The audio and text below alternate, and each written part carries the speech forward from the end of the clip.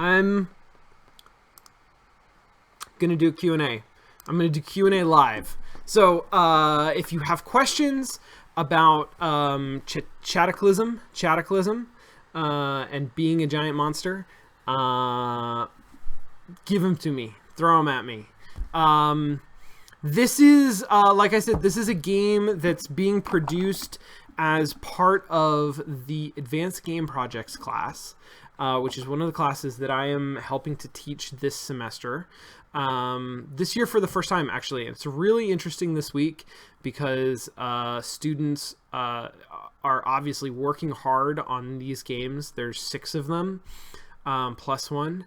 And then other students are putting together pitches for next year's class. The way that the AGP class works is that you actually have to get a team greenlit. You have to get a project greenlit for it.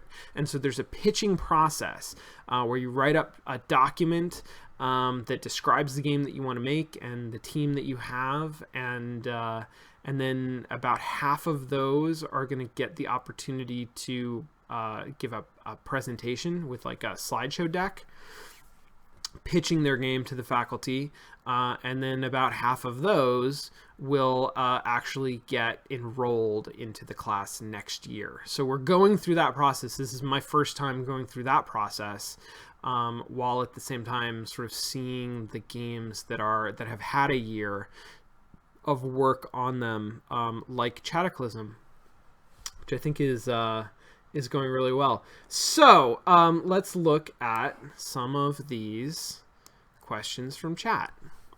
Oh, and then I'm going to give you a link. I'm going to give you guys a link to a survey. You don't have to fill it out, but if you're interested in giving feedback to the developers of this game, I'd appreciate it if you would fill out a Google form in just a second. So Roto asks very simply, shield. So yeah, I think that, this is an alpha build of the game.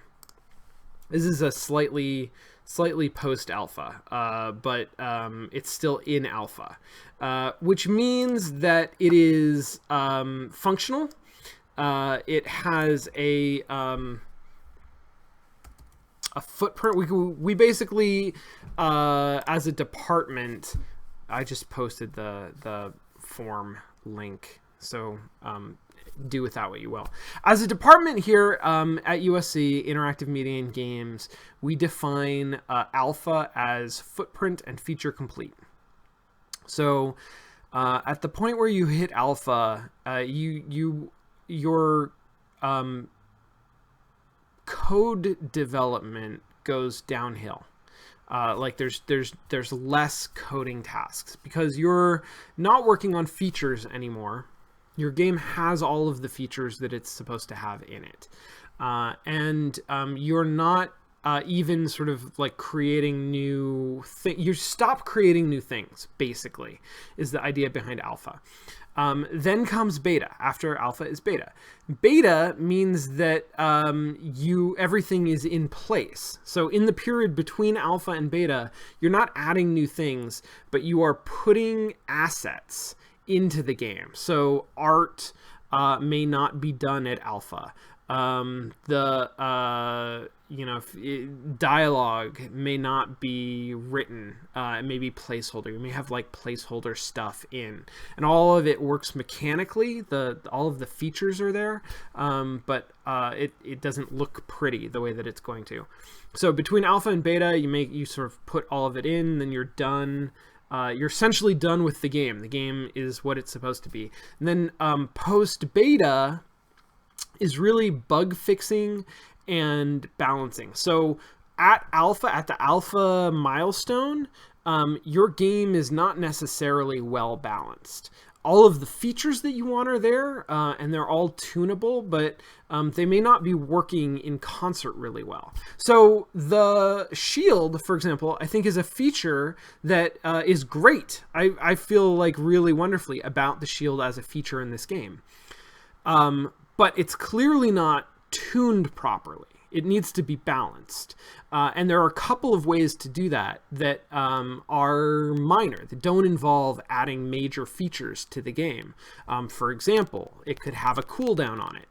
So that once somebody activates the shield, it can't be activated again for a period of time.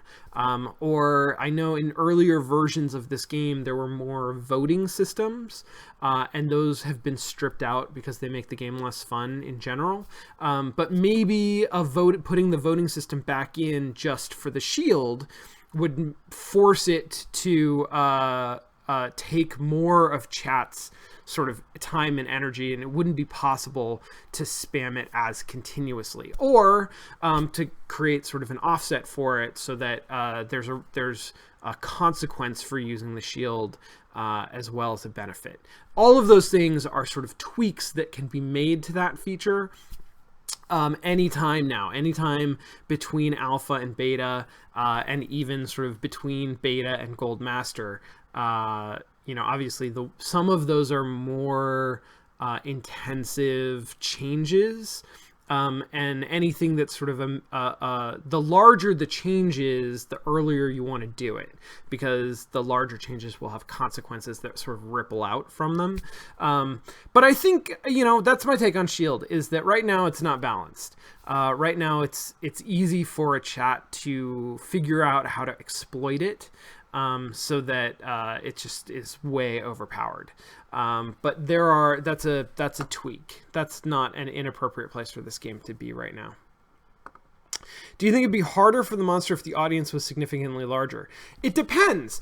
Right now, frankly, I think no. I think that part of what happens with the scaling of the chat is that, yes, it is harder to coordinate everybody moving in the direction that you want them to move. But Shield is actually a linear resource. It's not even a linear, it's a constant resource, right? There is no cost to using it. When someone types in Shield, it just uses the Shield. So if more people type in Shield, then Shield will activate more. I think this is how it works. I know there is a scaling factor in the game, and I don't know 100% how it works, but for example, when I don't know how many people they had in chat tonight, like 30 people in chat, then each person's command moves the monster a certain amount. And if there were 300 people in chat, then each person's command would actually move the monster less.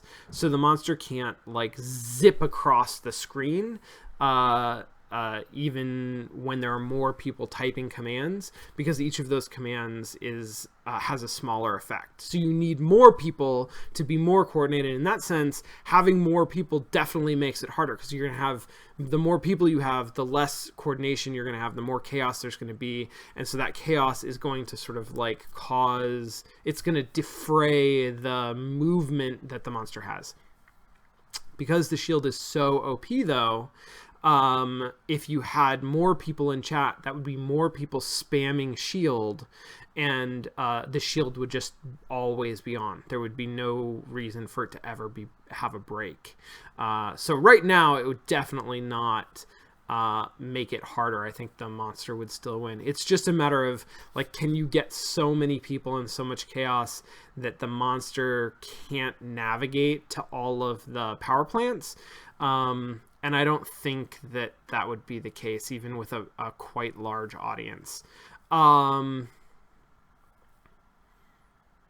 So obviously, if Shield gets nerfed, if there are changes made to that system, then some of that will change. In general, yeah, I think that a lot of the core systems that we're looking at are harder with more people. But the team has put a lot of effort into mitigating that, so that the game sort of scales with the number of people who are playing. And I think that part of how you can do that is you can have secondary systems that actually make it easier the more people that you have. So as long as then you can find a balance where, yeah, it's harder to move the monster around, but it's also easier to do damage, or it's easier to prevent damage or something like that, then that can keep it pretty balanced too. So it's not necessarily, it's not the larger audience doesn't necessarily make it harder for the monster. What if the game is perfectly balanced and we're just way better than you? That's a distinct possibility. That's absolutely true. I hadn't considered that. But it's actually, you make some assumptions that are probably correct.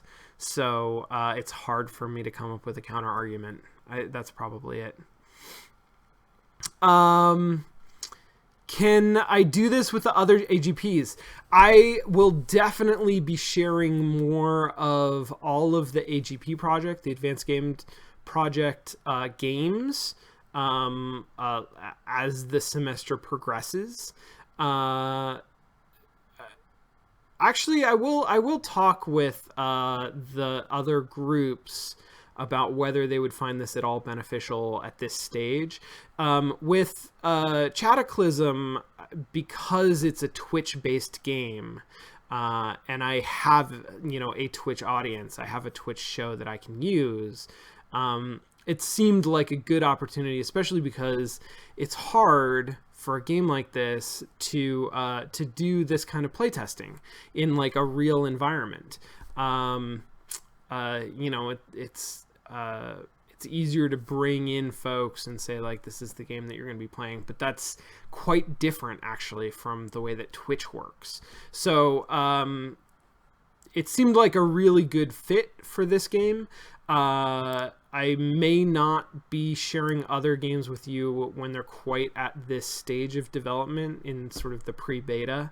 But I will be absolutely 100%, if not before the end of the semester, then at the end of the semester when the games get publicly shown, I'll share them with you and talk a lot more about them. I'm also going to be talking more and more as the semester goes on here and on Twitter about the games in my Polish and Publish class that are fantastic games that are working on public launch strategies right now, and some of them are doing really well. So I've started sharing some of that stuff on Twitter. I will definitely share more of that stuff too as we go forward.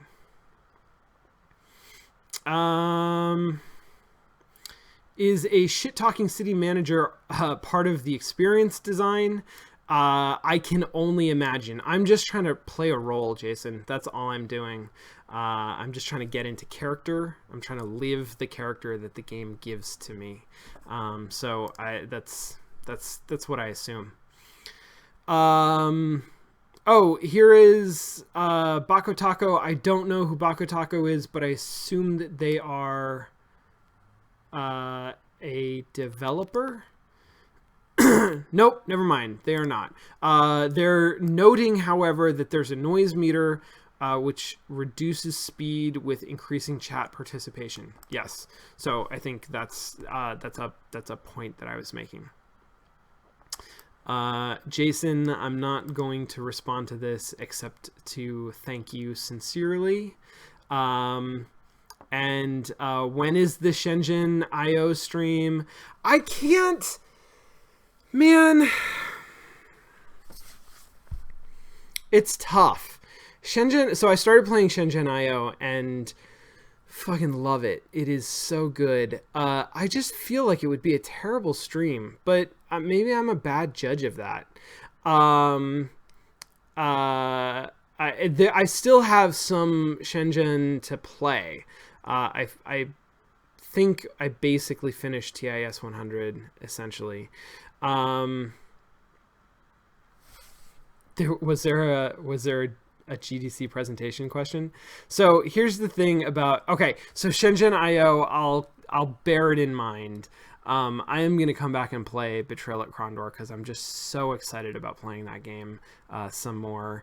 ShenZhen IO is kind of like a wonderful, terrible game because I will zone out playing it, but I also feel like if I spend 12 hours straight playing Stardew Valley, at the end of it, I sort of know that I wasted a day. Like, that was great, and maybe it was worth it, but it was a day that I could have been doing something productive, and I didn't do anything productive with that day.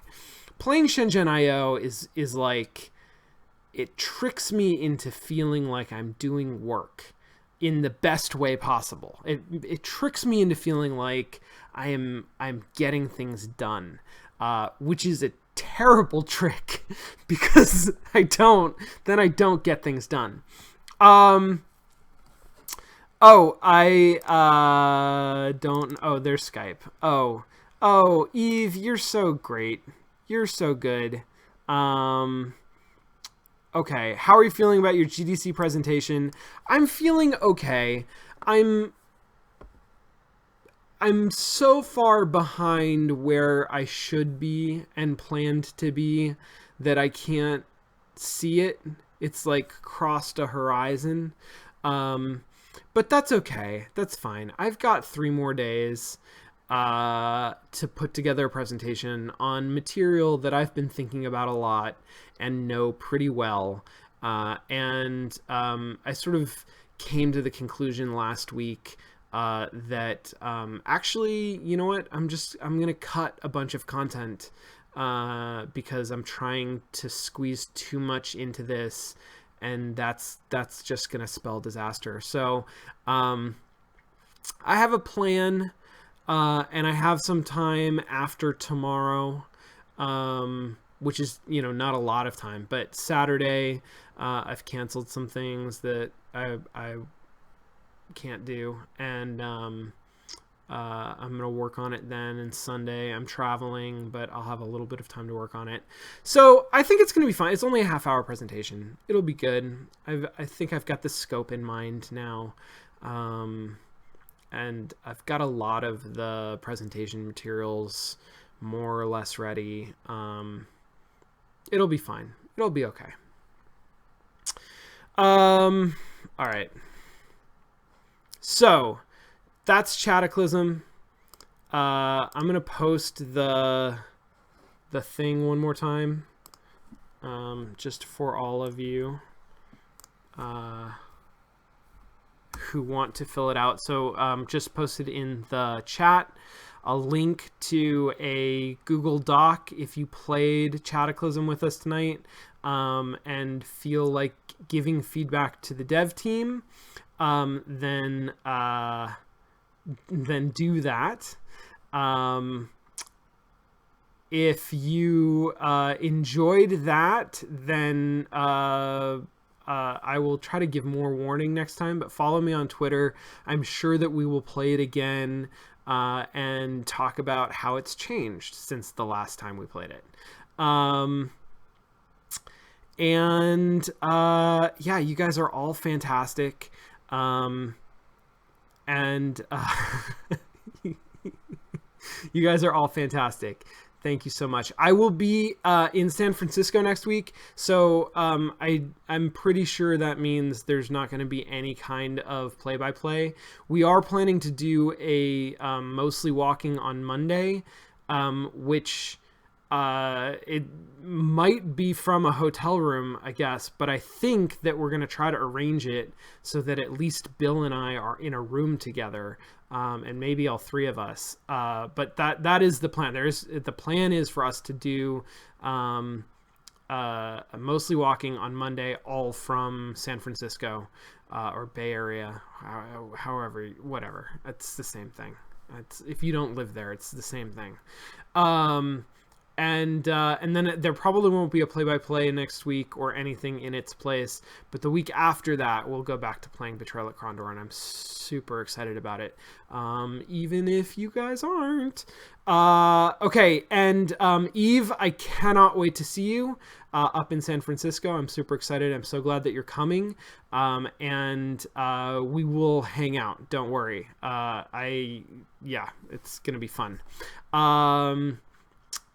If anybody is in San Francisco next week, hit me up on Twitter. I will probably be soliciting friends for lunch or something along those lines. But if you would like to meet up, let me know. And especially after Tuesday, I think I'm just going to be hanging out, going to talks and things. So I'd love to see you. Okay, cool. Have a great night. I'm going to go home and work on my talk and or sleep. Thank you all for joining tonight, for playing this game. I had a lot of fun. I hope that you had fun. And I really look forward to seeing further iterations of it.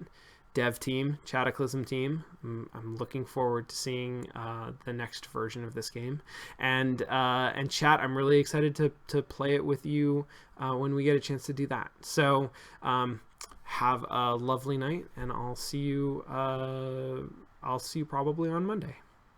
All right, bye.